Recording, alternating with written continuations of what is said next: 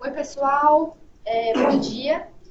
Hoje, meu nome é Paula. Hoje a gente vai ter a segunda palestra do ciclo de treinamentos que a gente tem no plano de transformação cultural que o time de Digital Automation de Latam organizou. A primeira palestra que a gente teve foi sobre transformação digital. Então, a ideia era que a gente nivelasse o conhecimento de vocês com relação às tecnologias que estão disponíveis atualmente, não só para a indústria, mas para o nosso dia a dia.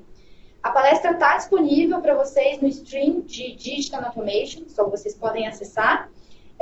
Hoje, a palestra é sobre Indústria 4.0. Então, a gente sabe que tem algumas pessoas que já sabem o que é, algumas pessoas que já estão aplicando de alguma forma, mas a ideia é nivelar o conhecimento de vocês com relação ao que é a Indústria 4.0 e quais são os pilares que a gente tem dentro da Indústria 4.0. Hoje a gente trouxe o Rogério Vitali, ele é do Instituto Avançado de Robótica.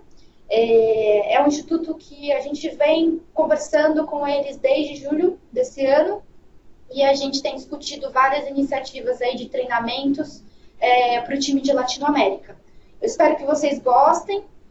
E qualquer dúvida, qualquer comentário que vocês tenham posterior à palestra, vocês podem entrar em contato comigo, Paula Dinal, ou entrar em contato com a Glenda Vasques, ou Daniel Correia, ou a Ilusca também, tá bom? Obrigada.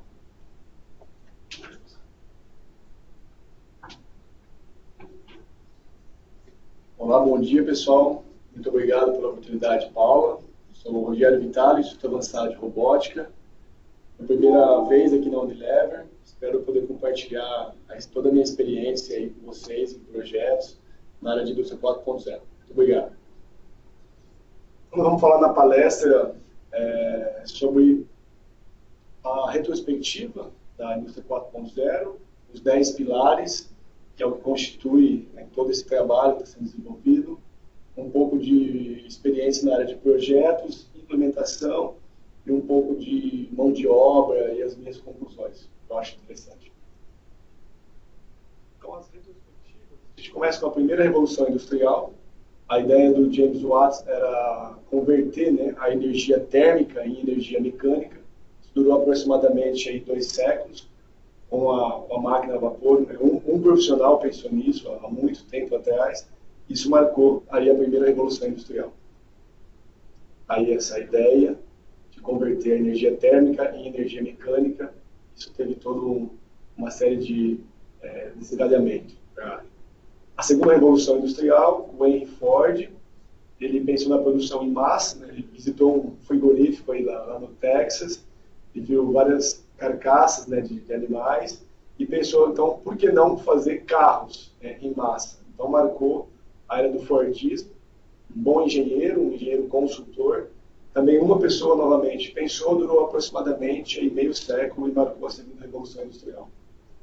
Na fábrica do Henry Ford, onde se fazia automóveis, a gente tinha participação de homens e mulheres. Então, isso foi muito interessante.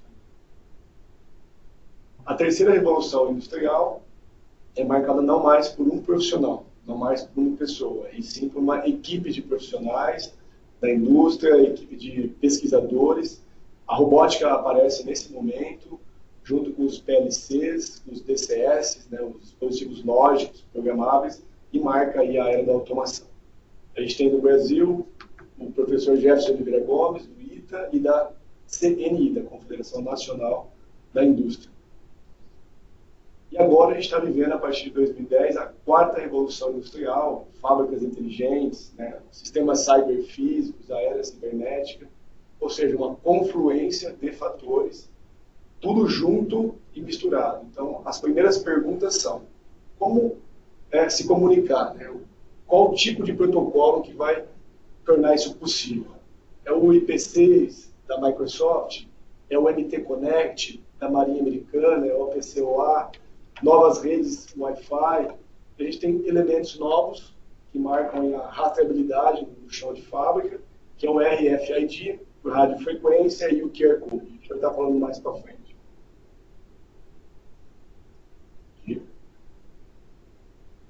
Então a gente tem um DNA da 4.0, tudo marcado pela hiperconexão, tudo muito intertravado, hiperconectado.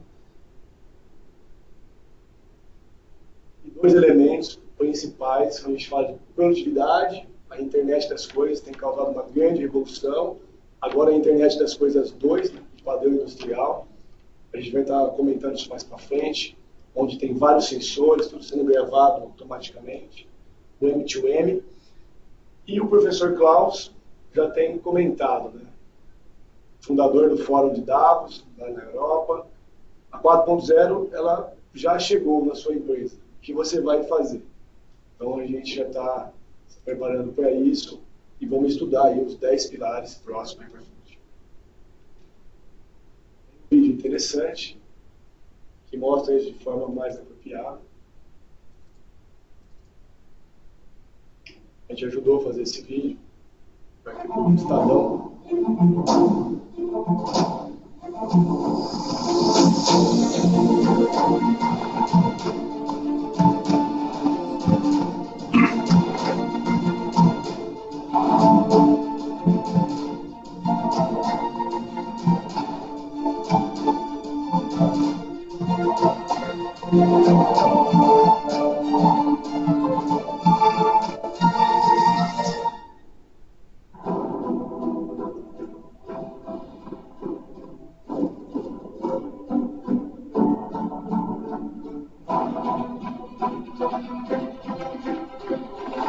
Depois de muito tempo em busca de menores custos nos países em desenvolvimento, a indústria mundial está fazendo o caminho de volta para casa.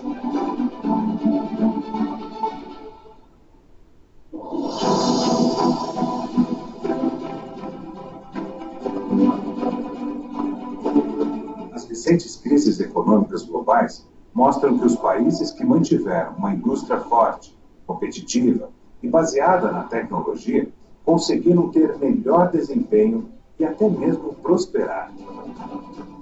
Por causa disso, algumas potências mundiais mudaram novamente o rumo da história da indústria. Esse renascimento está sendo considerado a quarta revolução industrial. Vem aí a era da indústria inteligente, ou indústria 4.0. É uma nova lógica de produção que traz inúmeras vantagens. Uma delas se relaciona ao fato de que produtos e processos são planejados e testados primeiro em ambiente virtual. Depois vão para o mundo real. É o que já acontece, por exemplo, nas indústrias automobilística e aeronáutica no Brasil. Cenário que, segundo os especialistas, em 10 ou 20 anos, vai predominar em todos os setores. Os profissionais terão que ser cada vez mais capacitados e novas oportunidades de trabalho podem estar na inovação colaborativa. Mesmo quem nunca teve contato com a indústria poderá recombinar tecnologias e criar nas áreas de design, novos materiais, gestão e produção. Nos Estados Unidos e Alemanha, governos, empresas, universidades e comunidade se unem para projetar esta indústria do futuro. Alta tecnologia e automação permitem customizar a produção em massa. Produtos e máquinas se comunicam e tomam decisões. A indústria do futuro produz mais com menos. Tem mais eficiência e flexibilidade, oferece produtos melhores, reduzindo prazos, custos e não conformidades. A indústria brasileira avançou muito nas últimas décadas, mas tem desafios à frente. É preciso reverter a redução de sua participação na economia brasileira e aumentar sua competitividade. Vontade não falta, nem das empresas, nem dos brasileiros. O Brasil pode dar o salto de desenvolvimento que necessita, apostando no uso inteligente de tecnologias. Digitalização significa maior flexibilidade e produtividade por meio do uso eficiente de energia e de recursos demandando empregos mais qualificados e gerando maiores oportunidades para o país. Acreditamos que o Brasil está à altura desse desafio.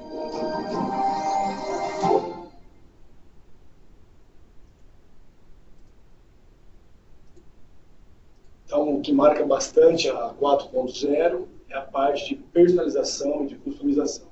A gente vai falar um pouco agora dos pilares. Manufatura, onde ela tem a forma aditiva, híbrida e a combinação delas da manufatura avançada. Então é muito importante deixar claro que a manufatura avançada é um pilar da 4.0.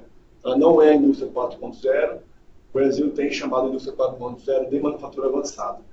A manufatura consiste em você ter um objeto ou um modelo digital em 3D, onde você pode fazer de forma aditiva, através das impressoras 3D, e criar produtos complexos sem tanta complexidade. A grande novidade é que o robô industrial, o manipulador robótico, ele já vai se transformar numa impressora 6D, onde a gente precisa de mais graus de liberdade para fazer peças mais complexas. Isso também depende do tipo de material que a gente vai usar para poder fazer as peças. Você vê que são vários tipos de geometria, isso pode ser mais complicado ou menos complicado, e a grande vantagem de você trabalhar com esse tipo de ferramenta é que você consegue ter protótipos e ir otimizando os seus modelos. Modelo 1, modelo 2, modelo 3, a gente consegue o mínimo custo e o máximo lucro. Depois a gente integra com outras máquinas, com toda a parte CAD, toda a parte CAM, através de 4 eixos, 5 eixos complexos. E a parte nova é a engenharia genética, onde a gente consegue recriar órgãos ou modificar qualquer tipo de planta, criar um coração, por exemplo, ou ajudar uma pessoa que perdeu a face. O pilar 2, a internet das coisas, onde a internet é a rede mundial de computadores, coisas, qualquer tipo desprovido de inteligência. Pode ser real ou abstrato. A ideia é conectar esses dispositivos. Então tem coisas do cotidiano, coisas do dia a dia. Isso é lá em Londres, tem uma lixeira inteligente, o cidadão passa, conecta pelo Wi-Fi no celular, ele lê as notícias do bairro, as notícias locais, por exemplo. No campo, onde está tendo uma grande transformação, na área agrícola, na área rural, a internet das coisas também está chegando. Tem tratores ou máquinas extremamente caras que não podem parar, já sendo monitoradas, e qualquer mudança de relevo, qualquer desgaste na peça, o sensor já identifica e antecipa, por exemplo, uma manutenção em um item. Já tem aproximadamente 1 trilhão de sensores conectados à internet, de todas as formas que a gente consegue perceber o ambiente de forma mais inteligente. Essas coisas podem estar na indústria também. E aí entra a internet das coisas 2. A gente chama isso de produtrônica, onde eu tenho várias máquinas fazendo vários lotes de produtos diferentes, porque são máquinas diferentes. E uma já está conversando com a outra, e uma já está corrigindo a outra. É o M2M, né, o machine to machine. Desperdício aproximadamente zero. Um cenário industrial, uma troca de turno, as pessoas chegando para trabalhar, o operador chega no pós de trabalho dele, a unidade de abastecimento corrige uma situação, a máquina está sendo preparada, onde eu faço um warm-up, tem uma abertura de chamado, postos individuais de trabalho, eventos individuais, mas tem alguém olhando isso, acompanhando isso de forma online, remotamente. O pilar 3 é onde entra os CPS, né, os sistemas cyberfísicos, através da simulação. Então, a Siemens entende como gêmeo virtual, né, o Digital Twin, onde a gente precisa criar de cada processo, de cada produto. Então, tem softwares que fazem isso, simulam robôs ou processos. E o objetivo é pegar, por exemplo, uma colisão de uma ferramenta com a garra, um collision detect de cada processo. Isso tem grandes vantagens, vai fazer a programação offline. Isso pode ficar um pouco mais complicado, onde eu tenho interlock de robôs, intertravamento de lógica, de PLC, de garras, tempo de ciclo, para fabricar um carro, onde tem muita engenharia, por exemplo. Eu consigo fazer todo um cenário de alcance, de testes, da melhor trajetória, o que está mais otimizado ou não. E a validação digital, a gente tem que ter um certo cuidado, Esse, por exemplo, é uma alteração que teve, onde 2 robôs bateram. Graças a Deus não teve vítima, nenhuma pessoa, mas o robô praticamente ele foi deteriorado. Então, a gente vai mostrar um vídeo da fábrica da Mercedes aqui no Brasil, em Iracemápolis. A gente trabalhou nesse projeto bastante para fazer todo o comissionamento virtual. Todo o trabalho foi feito offline. Então, tem operações de solda laser, né, que é bastante caro, aí para a indústria automobilística, dispositivos, muitos robôs, muitas ferramentas. A gente estudou tudo isso num cenário mais agradável durante a simulação, e a gente conseguiu depois conectar esse virtual com o mundo real. Claro, teve todo um trabalho de calibração, né, achar o zero carro, que a gente fala, para poder fazer esses ajustes, e toda a programação, todo o teste de segurança, toda a parte de comissionamento de lógica que foi testada, poder funcionar de forma real, sem interferência.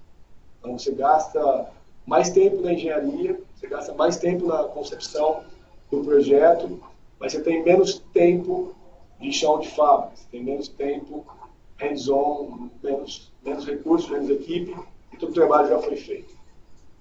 Então o carro é feito desde a parte de body shop, até a parte de body white, montagem de motor, parte de painel.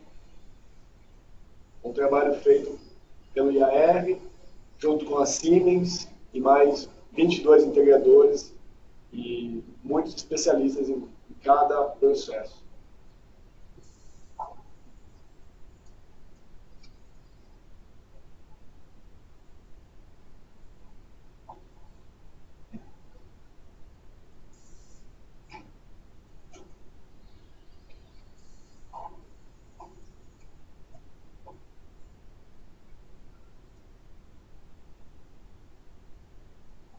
Eram operações manuais ou semi-automáticas antigamente, que a gente conseguiu ter um alto índice de automação, e o payback disso teve um lucro significativo para a montadora, fora o número de erros e tal. Uma aplicação de cola, para-brisa, o robô já monta, já encaixa.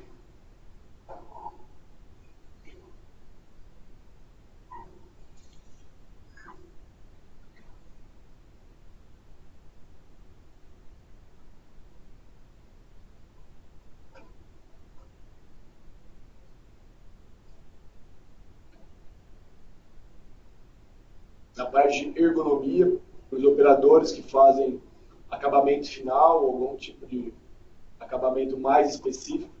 Lembrando que esse é um lote de carro, já para uma concessionária que pediu uma certa customização em cores e modelo.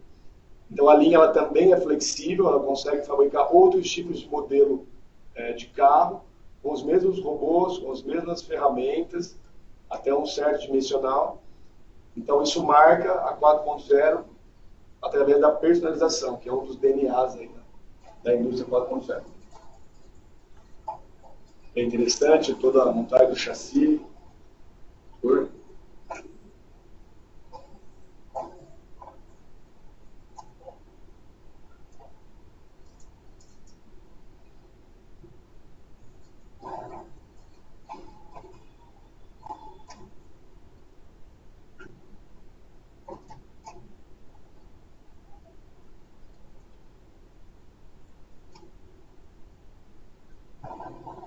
E já a linha final de acabamento para teste de qualidade de farol, motor.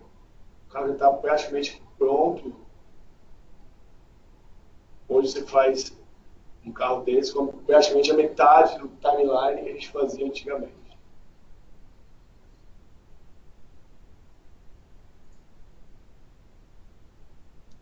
Aí está pronto o trabalho. Então isso é a validação digital. Um outro pilar interessante, já é um pouco mais a nossa área, os robôs inteligentes, né, os cobots, os robôs colaborativos. Então já não é mais o robô industrial, que já é cego, surdo, burro e mudo, né? Essa é a fábrica da BMW em Leipzig. Então, é a primeira fábrica de carros elétricos em larga escala, onde você já tem robôs colaborativos trabalhando junto com os seres humanos. Uns dados interessantes, em 2012, a média era de 58 robôs a cada 10 mil trabalhadores. A Coreia do Sul liderava esse ranking com 400 robôs. E o Brasil aparece, próximo slide, com 8 robôs a cada 10 mil habitantes, né? A cada 10 mil trabalhadores. Hoje, para 2018, essa mesma média subiu para 10 em relação a 8 que o Brasil tinha. A média foi para 74 em relação a 58, e a Coreia do Sul continua liberando. De 400, ela aumentou para 600 robôs. Está muito abaixo ainda do possível. A previsão até 2020 é que nós vamos chegar até 3 milhões de robôs, segundo a Federação Internacional de Robótica, e tem muito para crescer, que é uma tecnologia disruptiva.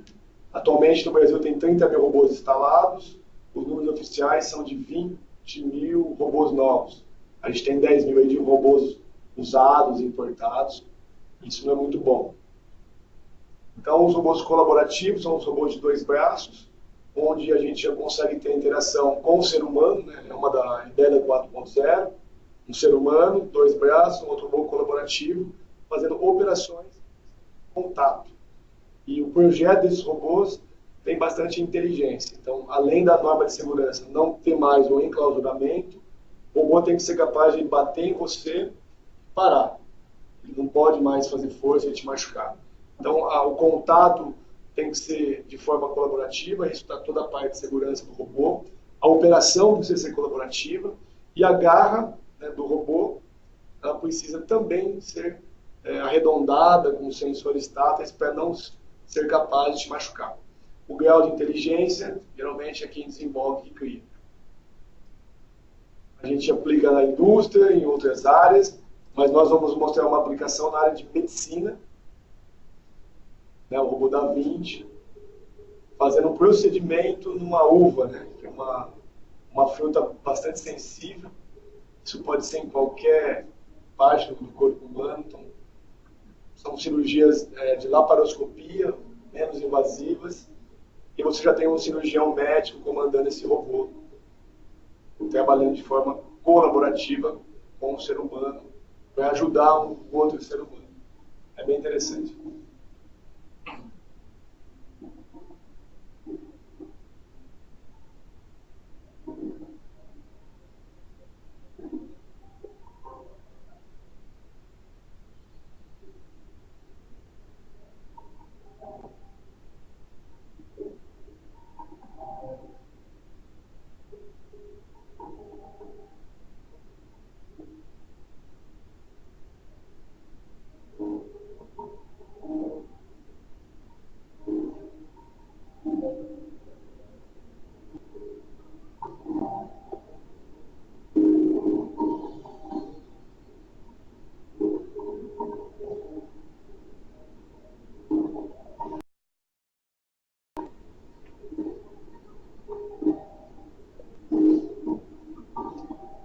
O grau de precisão é maior, o grau de assertividade do médico na hora de fazer o procedimento é maior, e a recuperação do paciente também é melhor.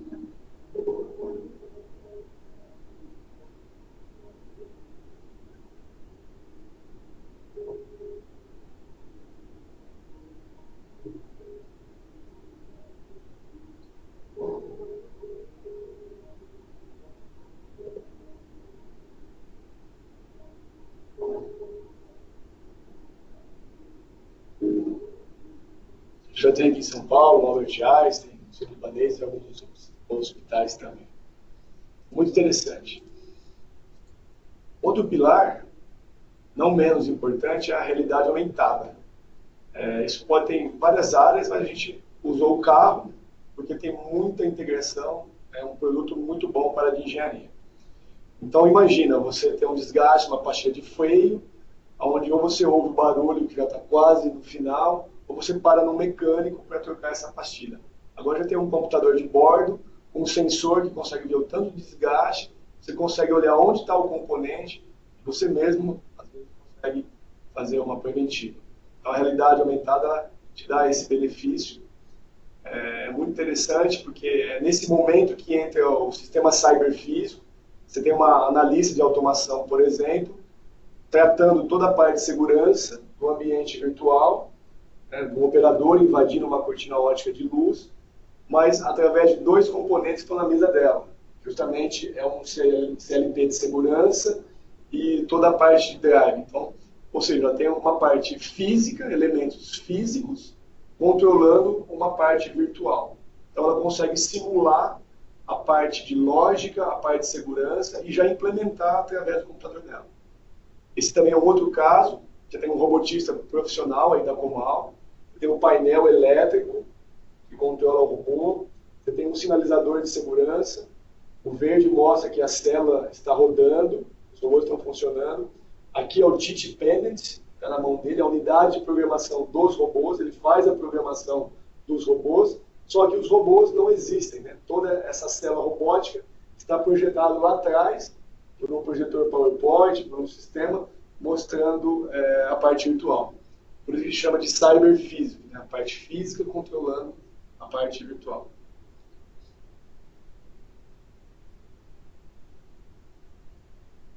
E vou mostrar um vídeo agora, justamente dessa validação aí, disponibilizado para nós. Muito interessante, a gente já trabalha com isso. A gente usa um software chamado Process Simulate, que a gente consegue olhar esses cenários da Siemens. Então a gente está embaixo de uma peça, já identificamos um componente com problema, então foi sinalizado. Agora a gente está dentro da célula robótica, embaixo dos robôs, das garras. Você pode ter acesso através de um óculos, de um Connect, e pode estar no seu escritório.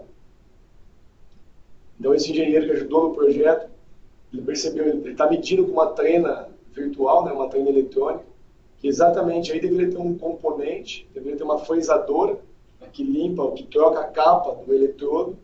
O eletrodo é que vai na ferramenta do robô para fazer a solda.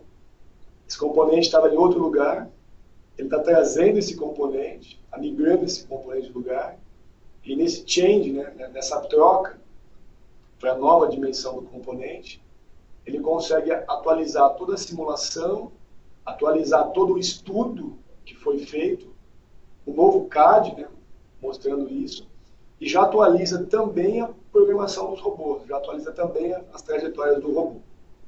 Então isso acaba sendo uma ferramenta incrível, cria novos postos de trabalho, né, abre para outras vertentes. Você tem agora escritórios de consultoria que fazem simulação, validação digital, através de um modelo matemático fiel. Então o teu real tem que estar igual ao teu virtual. Você tem literalmente todos os robôs trabalhando junto. Já consegue fazer a programação offline de tudo isso, testar no ambiente virtual. A gente chama isso de comissionamento. Toda a parte de teste, a gente faz o comissionamento e depois conecta com o mundo real. Todos os sistemas cyberfísicos. Ganha-se muito tempo na hora do startup, na hora do tryout. Evita muito desperdício de recurso em chão de fábrica. E é uma ferramenta que vem melhorando bastante. As empresas estão investindo muito nisso daí. É interessante. Trabalho.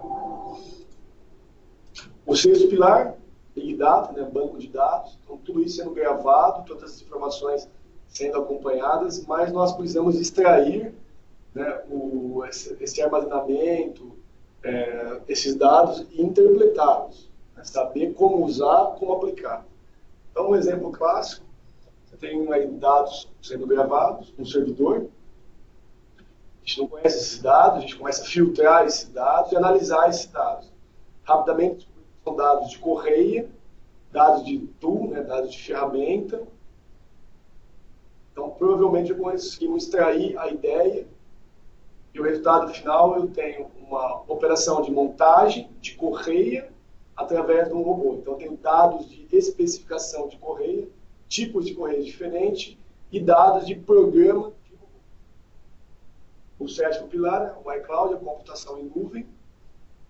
No cotidiano das pessoas, a gente disponibiliza espaço para ela guardar suas informações tal, e compartilhar. Mas na vida industrial, a gente pode usar esses dados, por exemplo, em nuvem, para montar robôs diferentes, montar punhos de robôs diferentes, ou usar esses dados para guiar drones, por exemplo, que depende do GPS, mas se ele perde esse GPS, ele perde orientação. E através da nuvem, eu guio um drone para mapear uma região de desmatamento, ou fazer um escaneamento de um layout novo, de uma fábrica, e trazer essa nuvem de pontos, né? Tratar essa nuvem de pontos. O oitavo pilar é a cibersegurança. Tem vários exemplos que a gente poderia citar. A gente trouxe a moeda criptografada, que é o Bitcoin, a moeda digital.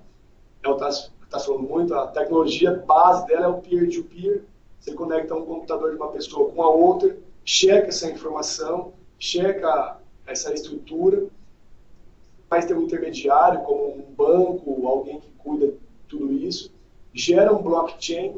Blockchain já é um conjunto de informações desses computadores que estão próximos.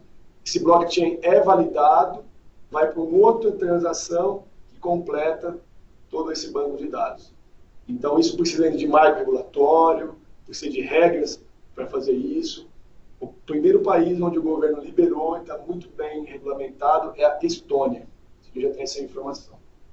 E, por último, né, integrar tudo isso de forma horizontal e vertical. Então, eu conecto todos os meus dispositivos da fábrica de forma horizontal e depois eu jogo essa fábrica de forma virtualizada. Eu tenho uma entrada, eu tenho métodos para fazer isso, eu tenho uma saída. Então, eu preciso do meu roadmap, ou seja, que é a minha fábrica todinha virtualizada. Aí você tem a integração de tudo isso funcionando. Não é fácil fazer, tem metodologias, precisa de pessoas especializadas, empresas com competência para fazer isso. Hoje, no Brasil, o nível do nosso integrador é de médio a ruim. Fora o problema de ética, então isso preocupa um pouco. Então você tem todo o investimento na mão de profissionais que ainda não têm tanta segurança para trabalhar. Então a integração de várias partes das companhias, né? Engenharia, administrativo, logística, produção, isso tem que ser integrado de forma correta para funcionar. Aí eu uso ferramentas como ciclo de vida do produto, que é o PLM, ferramentas NES, RP, SCADA, todas as ferramentas elas vão estar integradas com outras ferramentas. Então tem novas competências aparecendo e a gente vai mostrar a integração total da indústria 4.0 e dos novos pilares através de um vídeo. Depois do 10º pilar, tem os ganhos, né? São os ganhos da 4.0 na Alemanha, economia já de bilhões de dólares, porque estão conseguindo usar essas ferramentas. Então nós aqui do Instituto Avançado de Robótica, junto com a Siemens, criamos o 10º pilar. Entendemos que ética é um conjunto de valores que foi se perdendo ao longo do tempo. A gente precisa discutir o que a gente quer, né? Se é produzir um ser humano, produzir valores no campo das pessoas e no campo da indústria. A gente precisa aplicar a ética, que é uma coisa que as pessoas deveriam ter, para as consultorias. Então, a gente fez um fluxograma, que é o próximo slide, onde mostra que as empresas têm um problema. O problema é algo que foi quebrado e precisa ser conectado, precisa ser reposto. Aí a resposta. Nós somos educados nas escolas a usar uma fórmula, mas na vida real nós não temos fórmula. Nós temos realmente um problema aqui, o executivo da empresa, o gerente, né, o coordenador, ele tem esse problema, tem essa demanda, com a equipe dele, que às vezes precisa de um suporte, e essa é a figura do consultor. O consultor é um cara amplamente especializado, que deve conseguir identificar a solução, causando uma menor turbulência possível na cultura da empresa, nos procedimentos da empresa e depois ajudar esse mesmo executivo a implementar ou implantar essa solução e dar um retorno para o diretor. Então, essa é um pilar que vai ajudar muito nos negócios, vão abrir novos campos para outros profissionais. Então, são intrinsecamente ligados, né? Ética, consultoria, quanto vale, como a composição de preço, como fazer esse trabalho da melhor maneira possível, sem corrupção, sem nada. Acho um pilar importante que a gente criou. E a reunião de tudo isso está num vídeo da Siemens. A Siemens ela ajuda o governo alemão a implementar a 4.0 junto com as universidades. Essa é a fábrica de Amberger, na Alemanha. Eu tive a oportunidade de visitá-la, de conhecer as tecnologias que estão sendo criadas, e é bem interessante.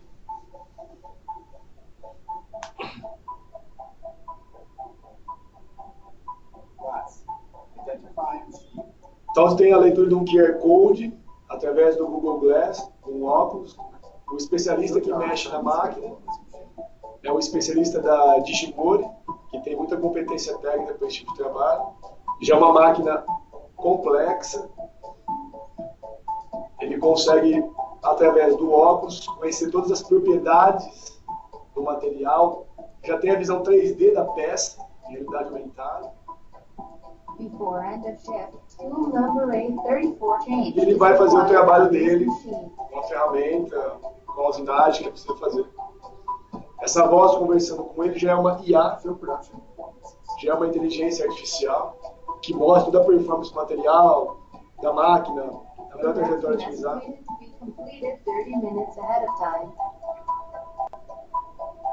Anticipate planned maintenance for tool change. Tool number 834. Analyzing request to anticipate planned tool change on machine number 7.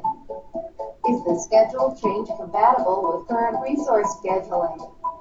Então, durante a produção, que demora meia hora, durante o trabalho da máquina, identificou um desgaste na ferramenta. Essa máquina está conversando com outras máquinas e ela vai parar se não tiver uma manutenção antecipada. O desgaste da ferramenta. Então, já tem a máquina conversando com a máquina, isso precisa ser feito. Vai trocar a ferramenta, 34. O especialista já avisou o engenheiro está indo acompanhar o procedimento, vai avisar o profissional do almoxarifado para pegar essa nova ferramenta e um drone vai ser disparado. Replacement component for end-of-life tool identified in warehouse 7. Então a inteligência artificial ela já avisou todas as outras máquinas, já calculou o melhor algoritmo para não parar a produção, enquanto faz a manutenção antecipada. Dispatch drone. É um drone quadricóptero, por ter rajadas de vento na fábrica, está trazendo a ferramenta.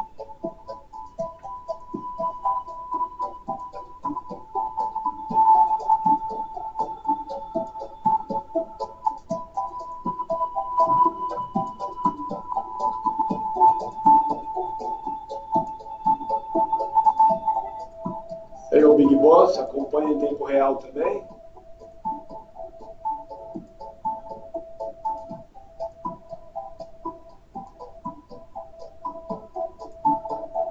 I see what's happening. Are you anticipating the tool change? Yes, we're ahead of schedule. We anticipated the tool replacement. Okay, great. Tá aí os 10 pilares da 4.0. A gente discute benefícios e desafios, né? Porque a gente está sendo ainda moldado para ver o que é benefício, o que é desafio, o que é vantagem, desvantagem. Então, eu apresentei os 10 principais, desde redução de custo, economia de energia, redução de erros, mas a marca do grande benefício é o número 9, que é a customização, a personalização. A nossa mão de obra ainda é um problema, a gente precisa tratar ela. Tem algumas perguntas que eu me faço, como engenheiro, de como a gente preparar essa mão de obra, qual é o perfil dessas pessoas, como elas podem se capacitar na indústria. Isso é muito importante. Os desafios são os mesmos, só que mais complicados. Isso está tudo muito mais intertravado, precisa de treinamento contínuo, a gente precisa de novas habilidades, as comunicações precisam ter mais segurança, e a gente precisa usufruir dessa 4.0 tendo mais qualidade de vida. Então tem desafios também, que a gente precisa ver onde a gente quer chegar. É interessante. Impactos dos mais variados tipos, desde não ter muita desigualdade entre pessoas e entre salários de profissionais, para isso não gerar violência, não gerar qualquer tipo de estresse na empresa. Número 2 é interessante, porque o robô, entre aspas, pode ser um sistema inteligente que a gente vai construir. E será que a partir de um dado, será que a partir de uma informação, ele pode tomar uma decisão? Ele pode assinar um cheque, ele pode assinar um contrato, ele pode acionar um fornecedor para prestar tantas mil peças de fornecimento.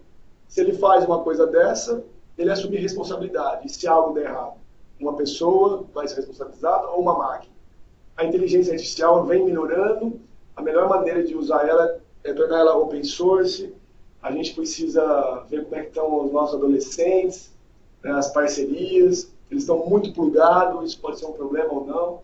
Então tem impactos para o ser humano e tem impactos para as empresas.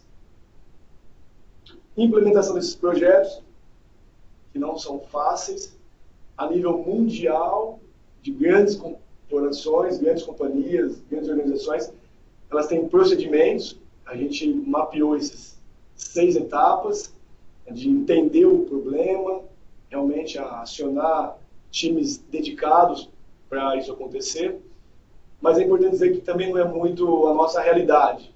A gente precisa ver que o Brasil está na 2.0, muitas empresas estão na 2.0, a gente precisa pegar essa máquina velha, essa máquina que está funcionando ou operando, a gente precisa fazer um retrofit nessa máquina, recuperar essa máquina, mudar a plaquinha dela, a placa de conectividade dela, colocar uma internet das coisas e fazer essa máquina estar em todo o processo. Isso ajuda a realidade local da empresa, que muitas vezes tem um market share muito baixo. Então, alguns projetos que eu mesmo fiz, então, fábrica de pistões, né, um cliente nosso no interior, faz um pistão para todos os carros populares. A gente fez uma fábrica de automóveis em Juiz de Fora, um carro customizado, laticínios frigoríficos, onde tem robôs produzindo. Isso pode ser mais sofisticado ainda, já são projetos mais complexos, a gente implementa. Esse é um caso lá em Vitória, no interior do Espírito Santo. Projetos que vieram da Alemanha com robôs no teto, com câmeras na garra do robô, para fazer ônibus, dispositivos bem complicados, pintura de ônibus, que já não é tão fácil assim. Como integrar tudo isso e como fazer o sistema funcionar 24 horas, para ter um produto final de qualidade, com o mínimo desperdício possível. Esse é um projeto que a gente tem participado aqui no ABC Paulista, em São Bernardo do Campo, Imagina uma indústria... e a fábrica nova da Mercedes de caminhões. Os robôs circulam por aí, conduzidos por inteligência artificial. Quase não tem papel. Todas as informações vão para uma tela, seja do computador ou do celular. Uma verdadeira revolução que começa a chegar por aqui. Isso tem nome, Indústria 4.0. Nunca ouviu falar? É que o conceito ainda é muito novo. Nasceu em 2011 para classificar indústrias como esta, que acaba de ser inaugurada no Brasil. É uma montadora de caminhões. Desde a entrada da peça na linha de produção até o veículo sair prontinho na outra ponta, tudo é controlado pelos computadores. Isso gera milhões e milhões de dados por hora, que podem ser acessados de longe pela internet. Com a nova fábrica, o tempo de produção de cada unidade caiu 15%. E um investimento não é para 2 anos, 3 anos. Esse é um investimento para os próximos 20 anos. E aí você tem que ser preparado para o futuro. Aqui no Brasil, todo esse processo ainda acontece em um ritmo muito lento. Só uma pequena parte das indústrias do país tem hoje esse nível de tecnologia que, por onde passa, força uma série de adaptações. Isso vai exigir mão de obra mais qualificada e treinada. Vai gerar um deslocamento de empregos repetitivos para empregos mais criativos. E um cuidado é sempre nessa qualificação, por causa desse deslocamento. A fábrica de porcelanato foi inaugurada há um mês para ser a mais moderna da América Latina no segmento. O equipamento controla o outro. Quando as peças precisam ser transportadas, entram em cena os robôs. São eles também que deixam tudo pronto para elas seguirem viagem. Apesar do investimento ser alto, mas no médio e longo prazo nós temos um retorno através da redução de custo. Isso torna essa planta fabril até 20% mais otimizada do que uma outra que não aplica essa tecnologia. A empresa contratou 150 pessoas, mas os tipos de vagas mudaram. O Jonas era eletricista e ficou sem função. No entanto, outra surgiu, técnico em automação. Hoje ele monitora e opera o sistema, de olho no que ainda está por vir. Daqui 5 anos, a máquina vai se arrumar sozinha, né? Ela mesma tem uma rotina de manutenção e ela mesma se libera automaticamente. Tá aí, já é uma realidade aqui no ABC de São Paulo, que tem 28% do PIB. A gente está apresentando agora o IAR como uma resposta a tudo isso, no caso disruptivo. A gente vem da área de qualificação, de treinamento, a gente está fazendo serviço agora de validação digital, e o nosso forte também é consultoria, esses projetos de automação. Então, um pouco do nosso trabalho.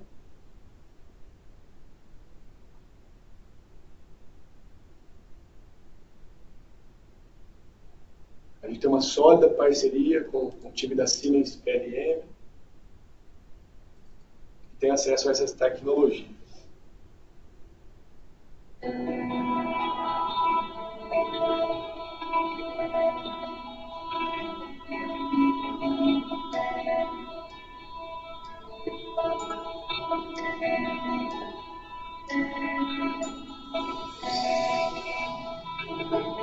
São os 4 principais players, né, de robótica industrial hoje no Brasil.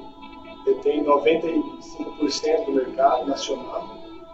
Uca, Botoman, Fanuc, Pascal e ABB.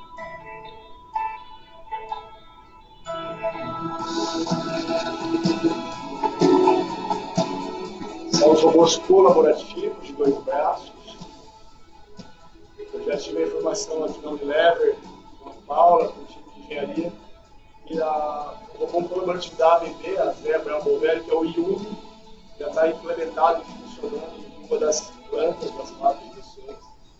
É um robô muito interessante, já não tem mais o controlador, todo on-board, todo de fibra ótica, no punho dele já tem câmeras, vai fazer a inspeção de peças, de montagem, até um payload de meio quilo. Falou que tem outros dispositivos, hexapods, plataformas elevatórias.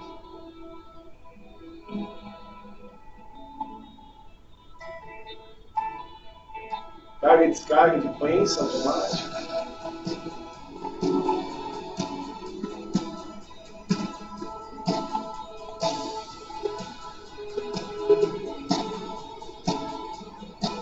A gente tem bastante experiência em fábrica, já trabalha com isso todo dia, é o nosso core, a 4.0.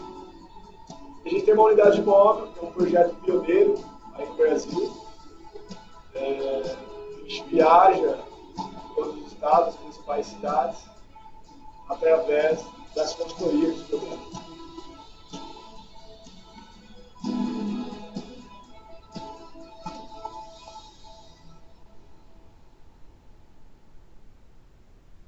Então, o nosso modelo de trabalho é basicamente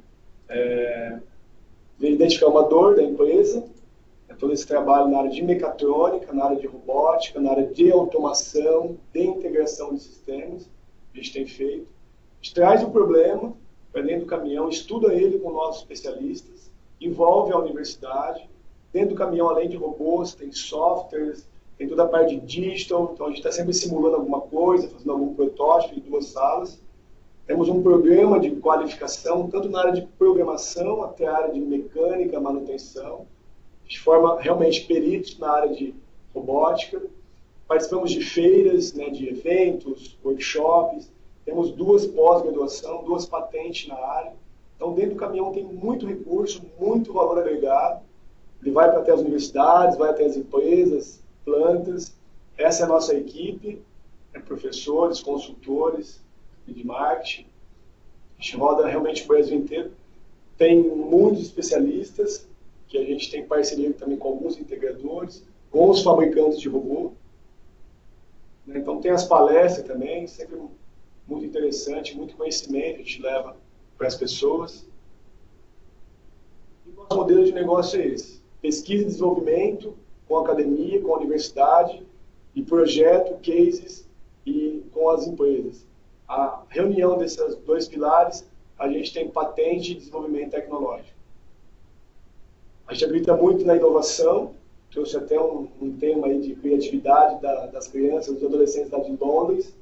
Eles pegaram e mapearam ecossistemas, temas diferentes, através de companhias que trabalham com essas ferramentas e criaram um horizonte de predição, vamos dizer assim.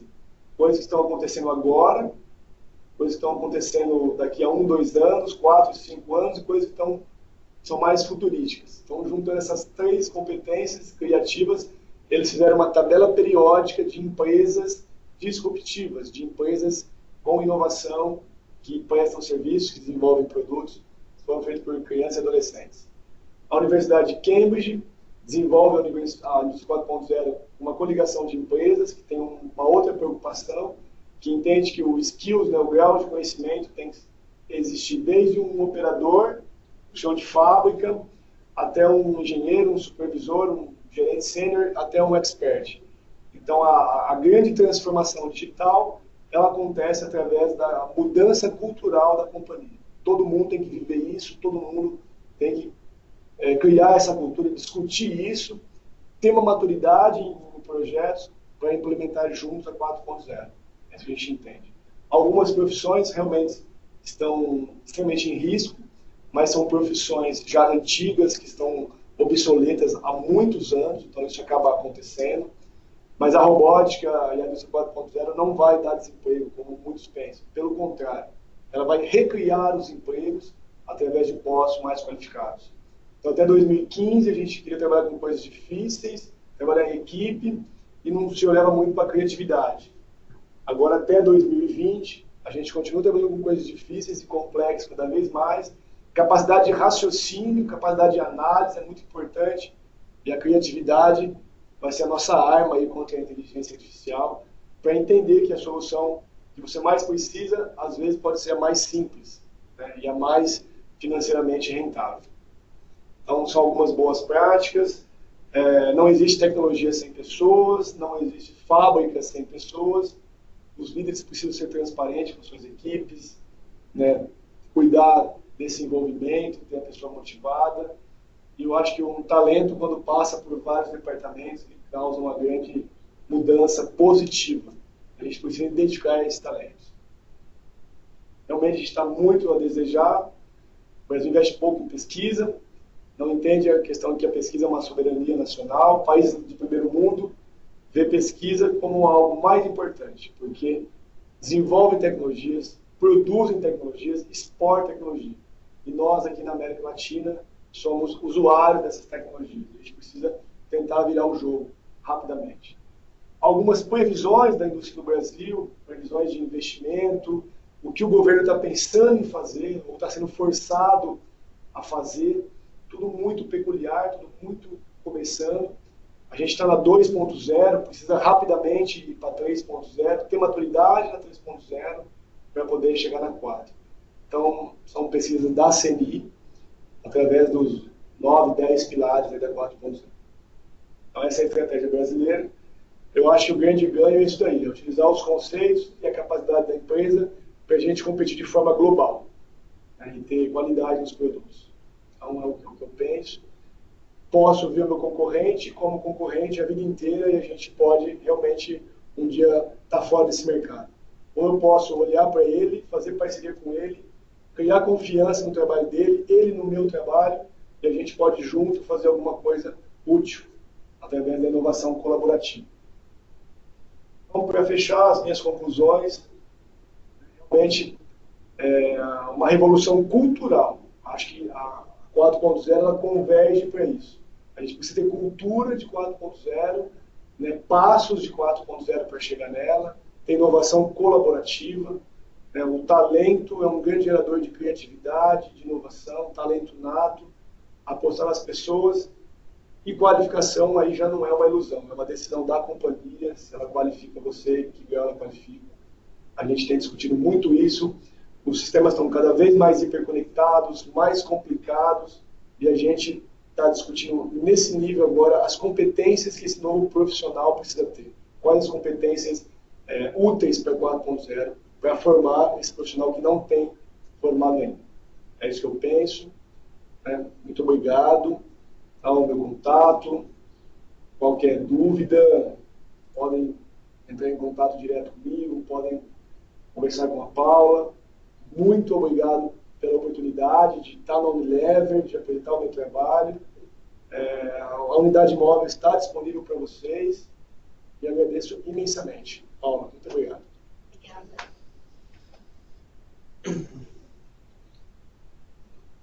Pessoal, obrigada. Passo aqui os contatos para vocês do time de Digital Automation. Qualquer dúvida que vocês tiverem, qualquer necessidade relacionada ao tema de Digital e Automation, a gente tem os contatos da Ilusca, da Glenda, do Daniel, vocês podem entrar em contato comigo também, Paula Dinal. A gente pode passar também os contatos do Rogério. Acho que é muito importante vocês saberem que com essa nova área de Digital Automation para a Latinoamérica, existe um plano para a gente realmente mapear tudo que está sendo feito nas plantas, nas fábricas. A gente sabe que tem fábricas que estão realizando projetos incríveis, que estão desenvolvendo robôs muito legais, com uma performance boa, com um custo baixo. Então, a ideia da gente conectar e saber do que está, onde, o que as plantas estão fazendo em Latam, é a gente conectar vocês para que a gente tenha melhores opções, melhores recursos para investir e que a gente possa aproveitar exemplos de outras plantas para aplicar e replicar esses bons exemplos. Um outro ponto que é importante é essa jornada que a gente tem para a gente chegar à indústria 4.0. A gente sabe que algumas plantas estão mais evoluídas, outras não, outras ainda estão na parte no processo de automatização, né? Então, mas o mais importante é que a gente está junto nessa jornada, a gente vai começar a mapear em que estágio estão essas plantas, para que a gente consiga ter um mapa de Latinoamérica e aí realmente conhecer qual é o cenário e traçar um plano para que a Unilever consiga realmente chegar à indústria 4.0. Porque a gente sabe que tem órgãos, o governo, enfim, existem muitas coisas que ainda estão sendo regulamentadas ainda, falta ainda uma certa regulamentação, mas a indústria tem um papel importante para ajudar, forçar e liderar essa agenda para a Latinoamérica, que ainda tem muita oportunidade de crescer. Bom, ficam os contatos aqui. Qualquer dúvida que vocês tiverem, entrem em contato com a gente. Obrigada.